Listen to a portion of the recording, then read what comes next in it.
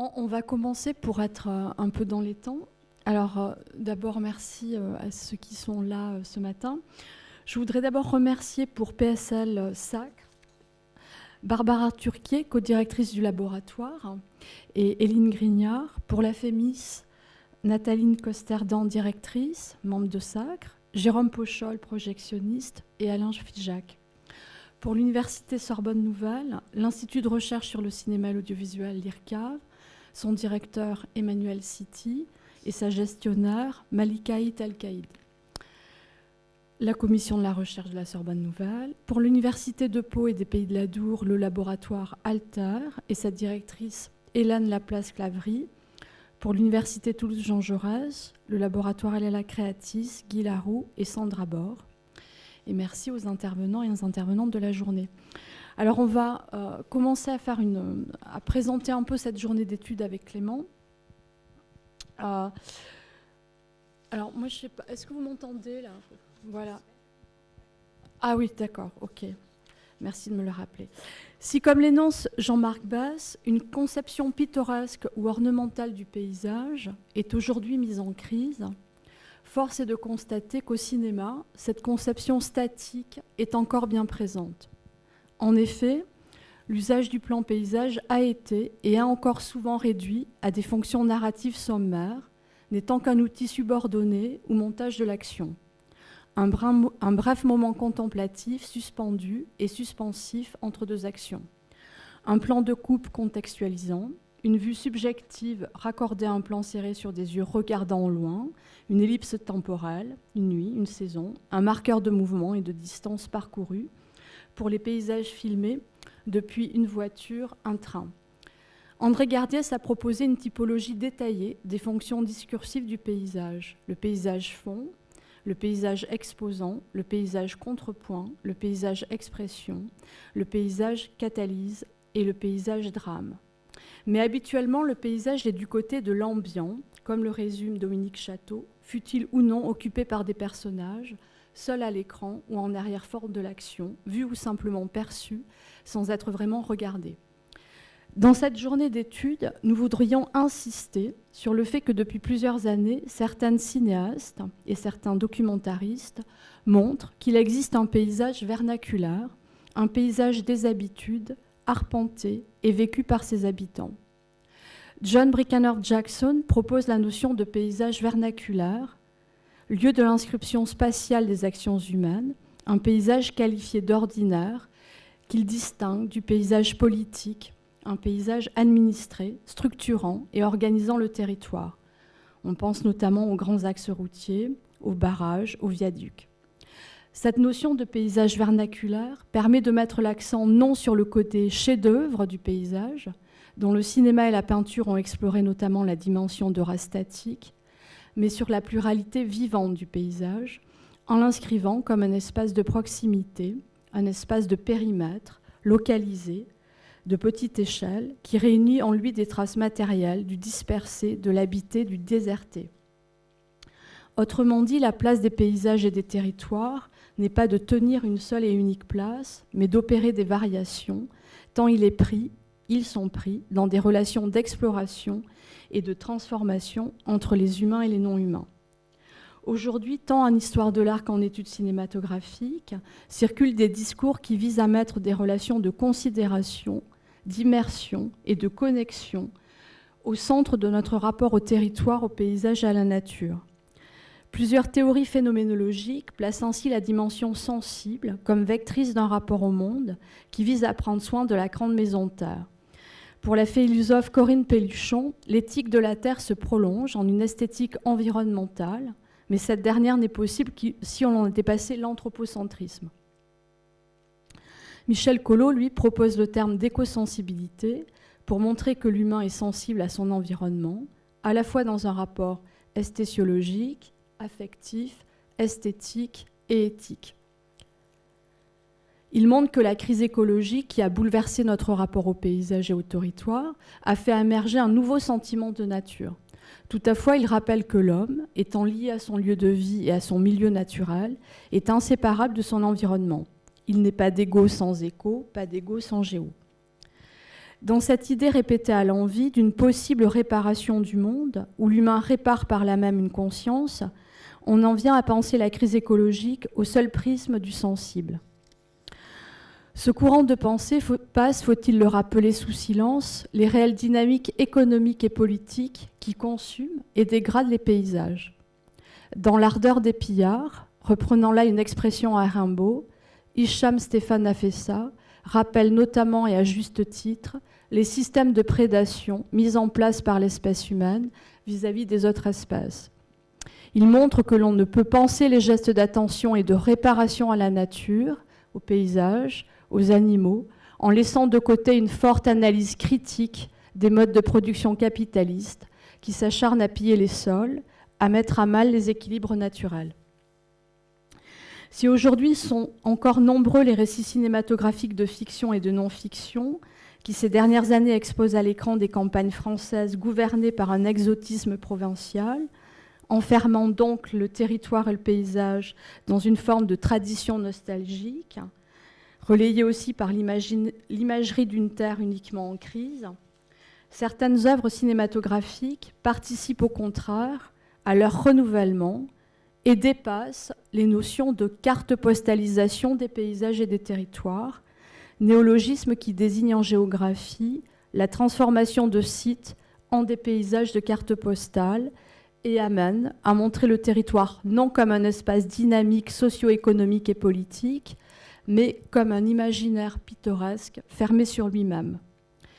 C'est bien sur cette idée de paysage travaillé, habité, paysage donc pensé en tant que bien commun, que certains cinéastes comme Pierre Créton, Dominique Marchais, Alain Guiraudy et d'autres, pour ne citer qu'eux, font cheminer ensemble paysage et utopie, écologie et utopie, montrant à partir d'expériences de vie collective et parfois marginales, d'autres manières d'habiter la Terre et de penser les relations entre la Terre et ses habitants.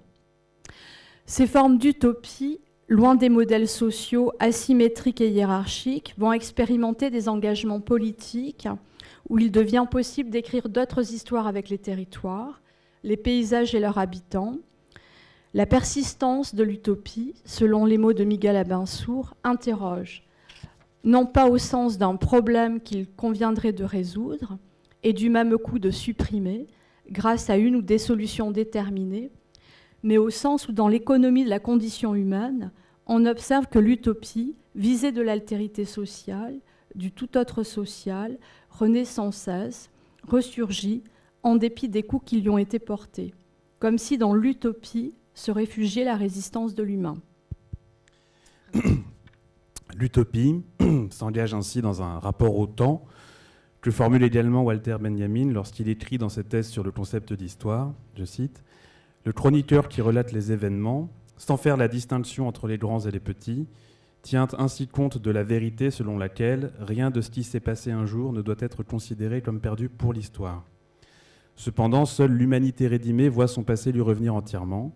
Cela signifie que l'humanité rédimée est la seule dont le passé soit devenu susceptible d'être cité en chacun de ses moments. Chacun de ces instants vécus devient une citation à l'ordre du jour, jour qui est justement celui du jugement dernier. » À travers les mots de Benjamin se noue la question des traces que les événements laissent derrière eux et dont les paysages peuvent, éventuellement, être porteurs ou dépositaires. Autrement dit, on pourrait, sans trop déformer les propos du philosophe, postuler que le paysage constitue, à sa manière, le chroniqueur tel que le décrit Benjamin.